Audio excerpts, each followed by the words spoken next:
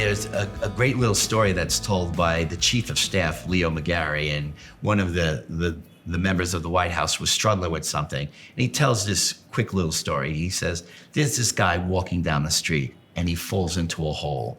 And he looks up and the walls of the hole are quite high. So a doctor comes walking by and he yells up, he says, hey, can you help me? So what does the doctor do? The doctor writes him a prescription and throws it down the hole. Along comes a priest. The guy in the hole yells up, hey, Father, can you help me? The priest stops, writes a prayer down, and throws it down the hole. Then his friend comes walking by, and the guy in the hole yells up, hey, Joe, can you help me? So what do you think Joe does? Joe jumps into the hole. And the guy says, what are you doing? What are you, crazy? Now you're down here with me. He said, yeah, but I've been here before and I know the way out. And when I heard that only just a week ago, it really resonated with me and said, isn't that what it's all about? When you can take your personal experience. And my experience was so fresh when I sat down with all those that I could say, yeah. I've been there. I've been down that hole, but I know the way out. And the way out was stuff that you and I had talked about, and then embracing everything around me, reading different books that were inspiring me, and really coming to an understanding of how we get that kind of fulfillment. And it is really all about aligning your strengths and your core values. Yeah. Because sometimes you can be doing a job that you're really, really good at, but if you don't feel like it's aligned with what's important to you in your life at that moment, every day it's going to eat away at you a little at a time, even if you're very good at what you do. That's true. So I have found the alignment to a core value takes on almost a greater role than maybe being 100% fully aligned with your strengths, because it's so, so important. And for me, what I realized for most of, if not my whole career, and certainly towards the end of my career, was I needed to be aligned with my core values. My core values, again, were making a difference and then making an impact in people's lives. And if I was doing that, it didn't feel like work at all. Yeah. I remember in those early days that we're having lots of management transition taking place, and we were so busy.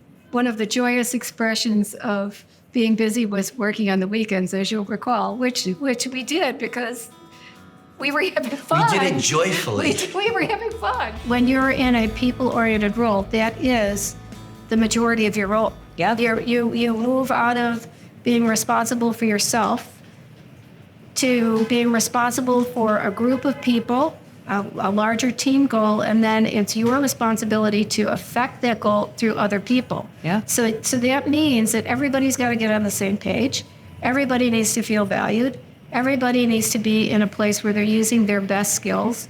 And if you're someone that has not been exposed to some of the more recent management techniques, you're really going to struggle with that. And that's going to come across in the face of the team that you're managing. And I think that, in fact, is one of the reasons why we see the engagement levels so low. I was going to say, it goes right back to the engagement. Yeah. I heard a story just the other day from a young man that I'm coaching, and he's 100% remote. And in fact, where he lives isn't even close to wherever their headquarters is. And he said, I'm just not inspired by my manager. I think I could be doing her job. Now, you and I have heard that before. We have. How did they get that job? I could do that job in my sleep. But he said if she does engage with them for their one-on-one, I mean, that's very common now. Managers are expected to have a one-on-one with their employees, and it's supposed to be a check-in, how are you doing? And he said, ultimately, it always ends up being about her or about what's on my plate instead of anything to do with me personally or my career. And he said half the time her kids are running around in the background and the dog's barking and her husband's walking behind. He said, I just feel like I don't matter. Yeah, and not a priority. Yeah, not at all. And it's just not a professional way to run things. That idea of connecting back to the business case as well as individual purpose, I think in the speed in which things are moving, I think many times that connection is often overlooked. And I think that's problematic because if you really don't understand, it's hard to be all in, don't you think?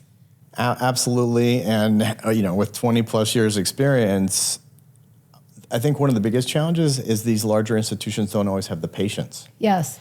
and the fortitude with ongoing change within an organization, because you've got natural turnover, and then you've also just got oftentimes a once a year layoff that may happen. That's right. Some just natural attrition of 5 to 10% of an organization. Some people retiring. There's lots of reasons. And so to keep that focus is an everyday part of the journey as well, and to continue to tell the story. You don't tell the story once. You need to keep repeating the story.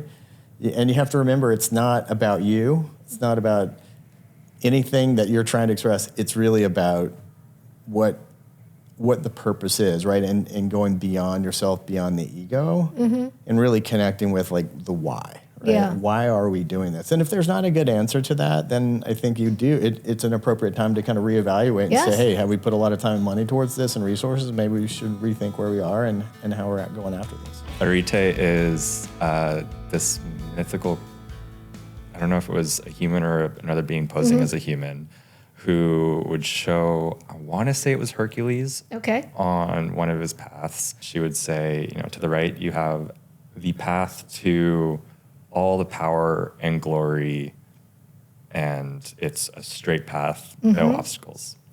And then there's the other path, which is wrought with hardship and obstacles and no guarantee of achieving any of the outcomes that you want.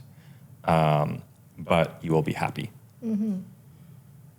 And so it was literally the easy path or the hard path. Yes. And the whole point is no one's happy taking the easy path. They're not. Even if you get the things you think you want or you think you're supposed to want, maybe you really do want them. But that outcome of getting them and not being happy is ultimately what just ruins people and the people around them. Instead of having to make a tough decision to either get really engaged or do something different with your life, a lot of people will just coast. They'll just coast. They'll coast along. And the challenge with that, of course, is that we only have a limited number of minutes. And we don't know how many of those are. And when they're gone, they're gone. They're not coming back. And so how terrible would that be to just kind of drift along and then find out that your life was over and you never really had a chance to really fulfill yourself or feel that absolutely incredible emotion of accomplishment or doing something good for somebody or having a wonderful surprise come upon you. It's just a bland wasteland, no matter, because it's all driven around, or the majority of it, let me say that, is driven by the materialistic side of things. It's very material. So a new house, a new car, a vacation, a new pair of shoes, a shopping spree, whatever it's going to be, if the reward for achieving that doesn't resonate with you, you've missed. You have to wake up every day and think, there's something new I can learn. I go to my clients, today I'll go to clients after this meeting here, and I will meet, and I know I'll learn something from them. Yeah. And I look for that. What can I learn from them that I can pass on to others? So that just keeps it passing forward. And what can I bring to them to help them build their business and increase their sales and the performance of their business, help their designers that are working on staff, close some sales techniques, and not just design, but also sales techniques. So Yeah. there's layers of things that I can learn in the business. It's not just selling a product. It's about all the things that come together to get that product to the market, and also how do we handle it? How do we handle customers? How do you ask? How does a 25-year-old person, designer right out of school, go ask a client for $70,000 to buy a kitchen? That's more than they've made in their whole life in any job at this point. So I would say, if I were young, starting out, I would not wait to have a job. Go find a job. And it doesn't matter what it is. Find a job keep trying things, and really pay attention to what you're learning from each of these jobs. What have you learned? And if you journal and write this down, you will find a pattern.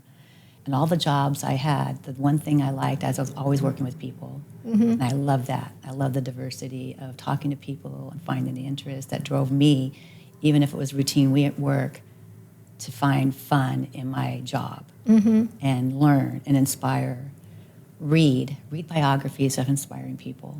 Find out what drove them. So many people, the founders of our country, even in big business, the Rockefellers, the Ford, how inspiring their stories can be, that, you know, how little they had to start with and what they became because of the tenacity and hard work and the grit it took to keep pushing forward.